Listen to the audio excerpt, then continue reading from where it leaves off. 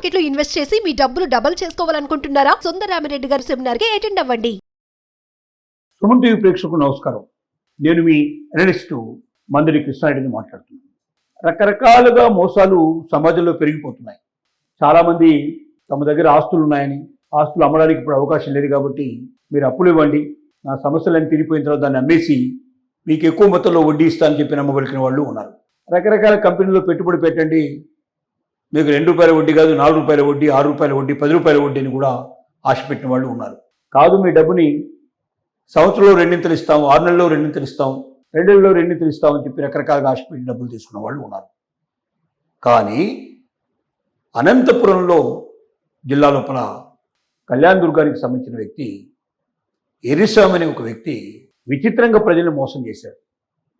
ఏమిటా విచిత్రమైన పరిస్థితి అంటే, తనకు 7 లక్షల కోట్ల డబ్బు విదేశాల నుంచి శాంక్షన్ అయిందని, అదే రిజర్వ్ బ్యాంక్ ఆఫ్ ఇండియా నుంచి యూనియన్ బ్యాంక్ ఆఫ్ ఇండియాకు వచ్చిందని, ఆ యూనియన్ బ్యాంక్ ఆఫ్ ఇండియాలో ఉన్నటువంటి డబ్బు తను తీసుకోవాలి అంటే 300 కోట్లు రిజర్వ్ బ్యాంక్ ఆఫ్ ఇండియాకి కట్టాల్సి ఉంది.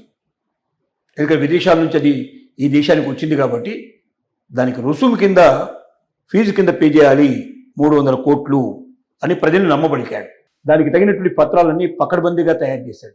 రిజర్వ్ బ్యాంక్ ఆఫ్ ఇండియా స్టాంపులతోటి, యూనియన్ బ్యాంక్ ఆఫ్ ఇండియా స్టాంపులతోటి లెటర్స్ తయారు చేసేసి, ఆ లెటర్స్ మీద చాలా పకడ్బందీగా సంతకాలు కానీ, వ్యవహారం కానీ, మెసేజ్లు కానీ చాలా పర్ఫెక్ట్గా ఉండేట్టుగా, నిజంగానే రిజర్వ్ బ్యాంక్ ఆఫ్ ఇండియా నుంచి ఆ లెటర్స్ వచ్చినట్టుగా, అలాగే సంబంధిత అధికారుల ఫోటోలు కూడా దాంట్లో పెట్టి చాలా పకడ్బందీగా తయారు చేశారు.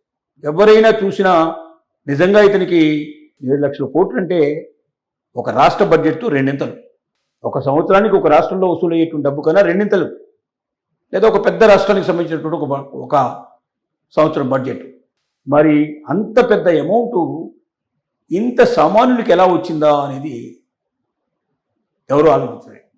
ఒకరికి తెలియకుండా ఒకరి దగ్గర, ఒకరు తెలియకుండా ఒకరి దగ్గర ఇలాగ అతను ఏం చేశాడంటే చాలా డబ్బు తీసుకున్నాడు, లక్షల్లో అలా ఒక్కొక్కరి దగ్గర కలెక్ట్ చేసి అది కోట్లలోకి వచ్చే పరిస్థితి ఏర్పడింది. ఇలా డబ్బు వసూలు చేస్తున్న సందర్భంలోనే ఈ విషయం, డబ్బు ఇచ్చిన వాళ్ళు ఎవరు కూడా పోలీస్ స్టేషన్కి వచ్చి అతని మీద కంప్లైంట్ ఇవ్వాల. ఎవరిచ్చారు కంప్లైంట్ అంటే యూనియన్ బ్యాంక్ ఆఫ్ ఇండియాకి సంబంధించినటువంటి లోకల్ మేనేజరు కంప్లైంట్ ఇచ్చాడు.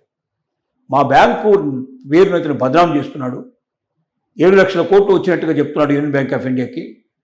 అసలు మా బ్యాంక్ అలాంటి డబ్బేమీ రాలేదు, అయినప్పటికీ వచ్చిందని చెప్తూ ఇతను అప్పులు చేస్తూ మా బ్యాంకు పేరును బదనాం చేస్తూ యూనియన్ బ్యాంక్ ఆఫ్ ఇండియాని భ్రష్టు పట్టించే ప్రయత్నం చేస్తున్నాడని చెప్పి union Bank of India local manager police స్టేషన్కి వచ్చి కంప్లైంట్ ఇచ్చాడు. దాంతో ఎర్రిస్వామిని అరెస్ట్ చేశారు. కోపీ లాగితే ఇవన్నీ కూడా డూప్లికేట్ అని, ఈ లెటర్స్ అన్నీ కరెక్ట్ కాదని, ఇవి సృష్టించబడ్డవే అని, అతను జనం దగ్గర డబ్బులు వసూలు చేయడానికి ఈ పన్నాగం పన్నాడు అనే విషయం స్పష్టంగా వాళ్ళకి అర్థమైంది. అతను ఒక అనంతపురంలోనే కాదు, అందిన చోట్లల్లా వాళ్ళ రిలేటివ్స్, ఫ్రెండ్స్ లేదా ఇలాంటి అవకాశాల కోసం ఎదురు చూసేటువంటి మధ్యవర్తులు చాలామంది ఉంటారు. నీకు నేను డబ్బు అరేంజ్ చేస్తాను, నాకేమిస్తావు మధ్యలో అనేటువంటి బ్రోకర్లు కూడా చాలామంది ఉంటారు. ఎక్కడ అవకాశం ఉన్న వాళ్ళని అక్కడ మేనేజ్ చేశాడు. వాళ్ళ ద్వారా కోట్ల రూపాయల సొమ్ము వెనక్కేసుకునే ప్రయత్నం చేశాడు. ఇంతకుముందే ఇలాంటి, ఒకసారి అరెస్ట్ అయిన తర్వాత ఇతని గురించి తెలుసుకుంటే ఇలాంటివే ఇంతకుముందు కొన్ని చేశాడని, పట్టుబడి జైలుకు వెళ్ళాడని, ఆ తర్వాత బయటకు వచ్చి మళ్ళీ అదే పని చేస్తున్నాడనే విషయం కూడా అర్థమైంది. ప్రజలందరూ కూడా 1కి 10 సార్లు ఆలోచించాలి. ప్రతి నిమిషం మోసం చేసేవాడు తయారవుతున్నాడు. ప్రతి వ్యక్తి కనబడ్డవాడిని నేను ఎలా ఉపయోగించుకోగలను, ఇతని ద్వారా నేనెట్లా లబ్ధి పొందగలని ఆలోచిస్తాడు తప్ప మీకు మేలు చేయడానికి ఎవరు సిద్ధపడు. లక్షల కోట్లు ఎక్కడి నుంచి వస్తాయి? అతని బేస్ ఏమిటి? లక్షల కోట్లు ఎవరికి వస్తాయి? అంత పెద్ద పెద్ద కంపెనీసు మన దేశంలో వేళ్ల మీద లెక్కించదగినట్టు కంపెనీస్కి వచ్చే అవకాశాలు ఉంటాయి. అది కూడా ఇతర దేశంలో చాలా తక్కువ వడ్డీకి దొరికేటువంటిదట. అక్కడ ఉన్నటువంటి పార్ట్నర్స్ ఏమన్నా కలుపుకొని పెడితే, అక్కడ ఉన్నటువంటి సెక్యూరిటీస్ ఏమన్నా ఇచ్చేసి, అక్కడి బ్యాంకుల్లో ఏమైనా వస్తే ఆ బ్యాంకుల నుంచి డైరెక్ట్గా reserve Bank of India through వాళ్ళ అకౌంట్లోకి వచ్చే అవకాశాలు ఉంటాయి. అది పర్సనల్ అకౌంట్లోకి రావు. అంత పెద్ద మొత్తాలు పర్సనల్ అకౌంట్కి వచ్చే అవకాశమే ఉండదు. అది ఖచ్చితంగా కంపెనీస్ పేరు మీదనే వస్తాయి. అలాంటి కంపెనీలు మామూలు కంపెనీలు ఉండవు, ఫార్చ్యూన్ కంపెనీస్ అయి ఉంటాయి. అలాంటి కంపెనీలకు మొత్తం తప్ప వేరే అవకాశాలు లేవు. ఒక ఒక సామాన్యమైన వ్యక్తికి, ఆ రోజు పూట గడవనటువంటి వ్యక్తికి 7 లక్షల కోట్లు తన అకౌంట్లోకి వచ్చాయంటే నమ్మి లక్షల్లో అతనికి అప్పిచ్చిన వాళ్ళు, తర్వాత అధిక మొత్తంలో వడ్డీ ఇస్తానంటే ఆశపడ్డవాళ్ళు ఇంతమంది ఉన్నారా? ఇంతమంది ఈ రకంగా మోసానికి పాల్పడ్డారా? అంటే అతన్ని సమర్థించారా? అతని మోసంలో భాగస్థులైనారా? అంటే ఇది నిజమే. ఇతనొక్కడే కాదు, మన మధ్య ఇలా తిరుగుతున్న వాళ్ళు చాలామంది ఉన్నారు. బురుడి కొట్టిస్తూ మన దగ్గర ఉన్న డబ్బులు కాజేసేందుకు సిద్ధంగా ఉన్నారు. రకరకాల ప్రకటనల ద్వారా మోసపూరితమైన ప్రకటనలు చాలా వస్తున్నాయి. ఇలాంటి మోసపూరితమైన ప్రకటనలో మీరు కన్జ్యూమర్ కోర్టులో దీనికి వ్యతిరేకంగా మీరు కోర్టులో కేసు వేసేందుకు మీకు హక్కు ఉంది. మిస్లీడింగ్ అడ్వర్టైజ్మెంట్స్ అంటారు.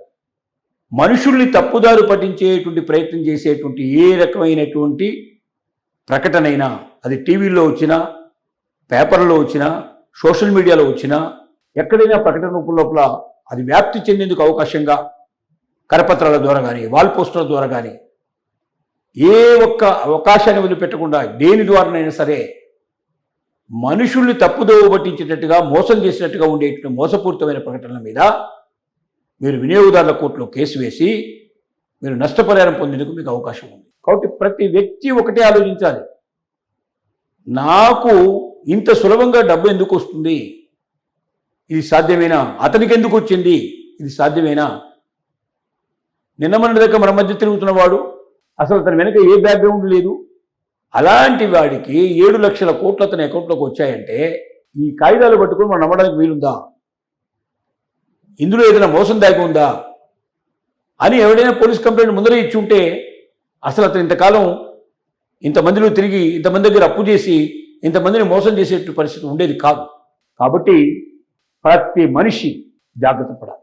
ఒక్కసారి మన జేబులోంచి డబ్బు బయటికి వెళ్ళింది అంటే, మన అకౌంట్లోంచి బయటికి వెళ్ళింది అంటే తిరిగి మన దగ్గర రాదు. ప్రతి పైసా చాలా విలువైంది, ప్రతి రూపాయి విలువైంది. కష్టపడి సంపాదించుకున్న డబ్బు ఇది ఎవడి చేతుల్లోనే పడి, మోసగాడి చేతుల్లో పడి ఆ డబ్బును మనం కోల్పోయే పరిస్థితి రాకూడదంటే ఏదైనా ఒక వార్త చెప్పినప్పుడు అది నిజమైందా కాదని తెలుసుకోవడానికి అనేక రకాల మార్గాలు ఉన్నాయి.